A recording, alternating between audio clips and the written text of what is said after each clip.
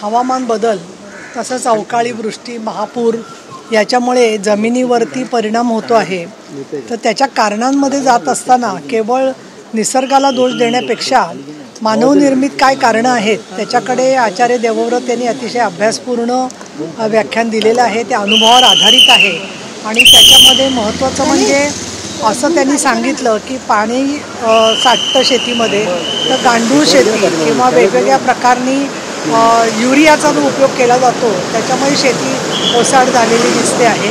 आणि त्याचबरोबर त्याच वेळेला गाईचं गोमूत्र, शेण, त्याचबरोबर बेसन आणि जंगलाच्या मुळाखालची माती अशी एकत्र केली आणि ती जर का 7 दिवस ठेवून त्याच्यानंतर फवारणी केली तर शेतीचा कस कसा वाढतो याची त्यांनी उदाहरणं दिलेली आहेत।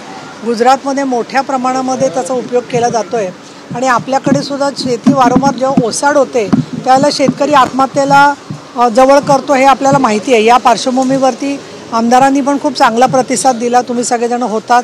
आणि आज रासायनिक शेती म्हणजे सेंद्रिय शेती हा जो गैरसमज आहे तो दूर करण्याचं यश त्यांच्या व्याख्यानातून मिळालं आणि म्हणून नैसर्गिक शेतीचा उपयोग करून अधिकाधिक कशा प्रकारनी उत्पन्न घेण्याबरोबर लोकांचे जीव सुरक्षित राहतील याबद्दलची माहिती त्यांनी दिलेली आहे आणि ती स्वागतार्ह आहे।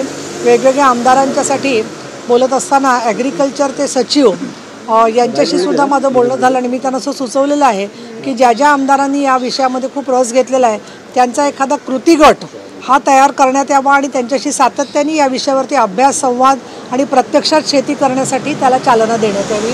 माझी अशी अपेक्षा आहे की मुख्यमंत्री देवेंद्र फडणवीस आणि उपमुख्यमंत्री एकनाथ शिंदे या संदर्भात निश्चितपणाने पुढाकार घेतील।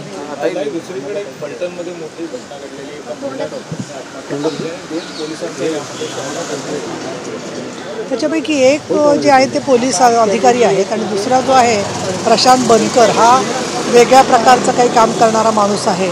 तो पोलीस आहे की नाही हे जरा तपासून घेतलं पाहिजे। परंतु मी या संदर्भामध्ये साताऱ्याचे पोलीस अधीक्षक तुषार दोशी यांच्याशी बोललेली आहे। तसंच माननीय मुख्यमंत्री देवेंद्र फडणवीस यांनासुद्धा मी निवेदन दिलेलं आहे आणि त्याच्यामध्ये मी 3 मागण्या केलेल्या आहेत। एक म्हणजे ज्या अधिकाऱ्यांची नावं या डॉक्टर महिलेने हातावर लिहून यांच्या छळामुळे आणि 5 वेळा बलात्कार केल्यामुळे त्या आत्महत्या करत आहेत हे जे लिहिलेलं आहे त्यांना सर्व प्रकारच्या तपासापासून लांब ठेवण्यात यावं। दुसरं म्हणजे या हॉस्पिटलमध्ये महिलांच्या छेडछाड किंवा त्यांना काही त्रास होत असेल तर याबद्दलची काही कमिटी होती का आणि त्या कमिटीकडे काही तक्रार आलेली आहे का। त्याचबरोबर तिसरं म्हणजे त्यांचे टेलिफोनवरचे काही माहिती, संदेश, धमक्या अशा दूरध्वनीवरती सापडत आहेत का या दृष्टिकोनातून सुद्धा मी तुषार दोशी यांना सूचना दिलेली आहे, याच्यात लक्ष घालावं। याखेरीज काही वेगळ्या प्रकारची त्यांची विभागीय चौकशीसुद्धा चाललेली होती, तर हा काही त्यांच्यावर दबावाचा प्रकार होता का काय हे पण पाहिलं पाहिजे। पण खरं डॉक्टरचं आयुष्य जे असतं ते संजीवनी देणं असतं। अशा वेळेला महिला डॉक्टर आत्महत्या करतात ही अत्यंत गंभीर बाब आहे असं मला वाटतं। आणि इतकंच नव्हे तर मी असं म्हणेन की या सगळ्या घटनांमध्ये गेल्या काही दिवसामध्ये सातत्याने अनेक महिला डॉक्टर्सनी पण कौटुंबिक हिंसाचारामुळे सुद्धा स्वतःच्या त्यांच्या आत्महत्या झालेल्या आहेत।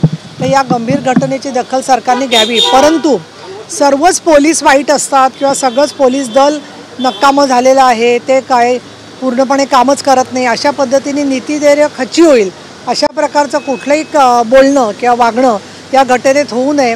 काही अपप्रवृत्ती असतात आणि याद करणाऱ्या पोलिसांच्या पाठीमागे कोण सूत्रधार आहे हे सुद्धा बघितलं गेलं पाहिजे, हे मी पोलीस अधीक्षक तुषार दोशी यांना सांगितलेलं आहे। शंभूराजे देसाई पर्यावरण मंत्री यांनी या संदर्भामध्ये सुद्धा निरपेक्षपणे चौकशी होईल अशी ग्वाही दिलेली आहे आणि मला असं वाटतं काही तासामध्येच याच्यावरती अजून प्रकाश पडू शकेल।